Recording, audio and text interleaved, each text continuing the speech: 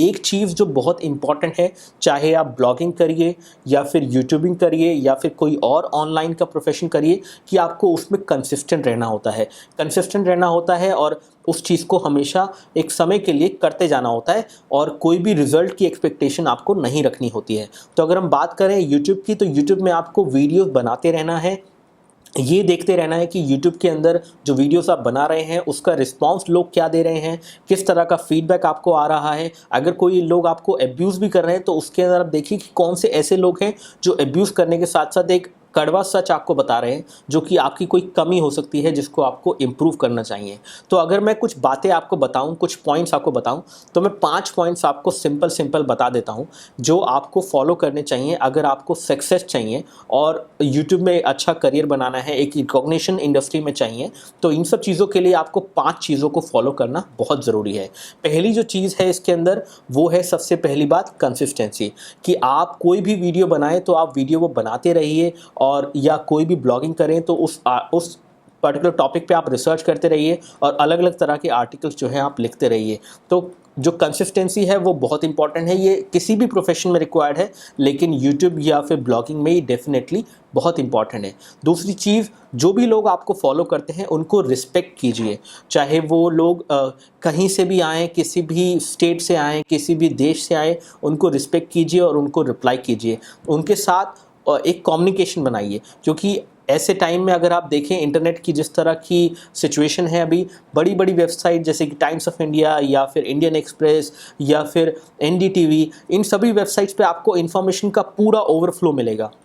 लेकिन अगर आपके कोई सवाल हैं तो शायद इन वेबसाइट्स के पास समय ही नहीं है आपको जवाब देने के लिए। इसीलिए लोग आपके पास आएंगे अगर आप एक यूट्यूब चैनल चलाते हैं और आप अपना एक ओपिनियन शेयर करते हैं एक डिवाइस के बारे में जो आपने टेस्ट किया है, जो आपने देखा है, तो लोग आपसे कुछ क्वेश्चन पूछते हैं तो आपसे उनको वो जवाब मिल जाता है। एक यही चीज़ है जो आपको स्पेशल बनाती है, जो आपको एक जगह देती है, एक रिकॉग्निशन देती है, जबकि इतनी बड़ी बड़ी पब्लिकेशन, इतने बड़ी वेबसाइट्स जो हैं ऑलरेडी इंटरनेट पे हैं और उनके होने के बावजूद आप एग्जिस्ट करते हैं और आपकी एक वैल्यू है। और ये वैल्यू तभी बनती है जब आप अपने रीडर्स की वैल्यू करें, चाहे वो ब्लॉगिंग है, और साथ ही साथ अगर आप यूट्यूब चैनल रन करते हैं तो आप अपने जो व्यूअर्स हैं, जो आपके चैनल पर आके वीडियोज़ देखते हैं, कमेंट करते हैं, उनकी अगर कोई क्वेरीज़ हैं तो उनको रिप्लाई कीजिए और उनसे आप जितना हो सके बात कीजिए। तो ये बहुत ज़रूरी है, चाहे वो 100 लोग हैं, 50 लोग हैं, 1000 लोग हैं, आप उनसे बात ज़रूर कीजिए। तो ये बहुत ज़रूरी है और ये ब्लॉगिंग और यूट्यूब दोनों के लिए ही ज़रूरी है। अगर हम एक और चीज़ों की बात करें कि कैसे समय के साथ आपको एक ग्रोथ मिलती है, वो ये होता है कि आप समय के साथ खुद अपने आप मैच्योर हो जाते हैं नॉलेज के मामले में। आज अगर आप कुछ स्मार्टफ़ोन के बारे में पढ़ रहे हैं तो शायद आपको उतनी नॉलेज नहीं है, लेकिन समय के साथ जब आप ज़्यादा स्मार्टफोन्स को टेस्ट करते हैं तो आपको धीरे धीरे नॉलेज बढ़ती जाती है। अब यहाँ पे एक क्वेश्चन जो मेरे पास बहुत फ्रीक्वेंटली आता है वो ये आता है कि भाई हमें रिव्यू यूनिट्स नहीं मिलते हैं, कैसे हम पीआर कॉन्टैक्ट्स बनाएं, कैसे हम रिव्यू यूनिट लें। तो यहाँ पे सिंपल सी बात यह है कि पीआर कॉन्टैक्ट्स आपको नहीं बनाने हैं, वो लोग आपसे खुद कॉन्टैक्ट बनाएंगे अगर आप कुछ अच्छा काम करते हैं। तो ये चीज़ आप हमेशा देख लीजिए। कुछ फेसबुक पे ऐसे ग्रुप भी हैं जहाँ से आप मीडिया से कनेक्ट हो सकते हैं या फिर पीआर कंपनी से कनेक्ट हो सकते हैं, और जैसे कि इसमें से एक ग्रुप है मीडिया मूवमेंट्स। तो अगर आपको किसी भी पीआर कंपनी से कनेक्ट करना है तो आप वहाँ पे कमेंट कीजिए और बहुत से लोग आपको हेल्प करेंगे और आपको एक कंसर्न पर्सन से कनेक्ट कर देंगे जो कि एलजी या सैमसंग या फिर उस कंपनी का पीआर हैंडल कर रहे हैं जिस कंपनी का फ़ोन आप रिव्यू करना चाहते हैं या फिर उसके लॉन्च इवेंट में आप जाना चाहते हैं। तो अगर आप लॉन्च इवेंट पे जाइए, एक चीज़ जो मैं देखता हूँ अभी इस समय में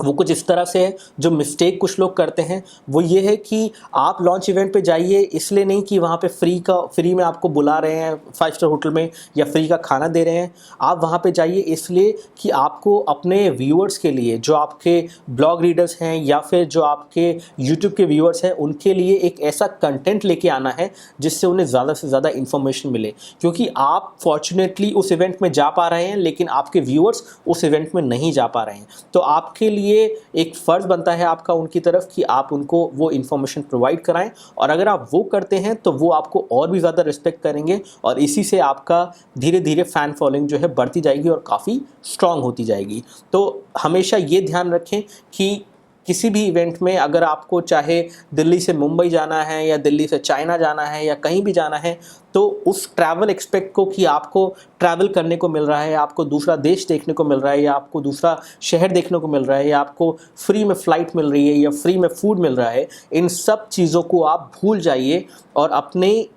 इस बात को ध्यान रखिए कि आप वहाँ पे जा रहे हैं अपने ऑडियंस के लिए, अपने व्यूअर्स की वजह से ही आप वहाँ पे जा रहे हैं, और वही लोग रीज़न है कि आप इस सिचुएशन पे पहुँचे हैं कि ब्रांड आपको इनवाइट कर रहा है। तो अगर आप इस चीज़ का ध्यान रखते हैं और आप क्रिएटर हैं, ब्लॉगर हैं, तो ये चीज़ आपके लिए बहुत ज़रूरी है और ये लॉन्ग टर्म में आपको बहुत ही मदद करेगी एक अच्छे तरीके से रिव्यूज़ बनाने में और स्मार्टफ़ोन रिव्यूज़ या फिर कोई भी और चीज़ कवर करने में जो इस इंडस्ट्री से रिलेटेड है।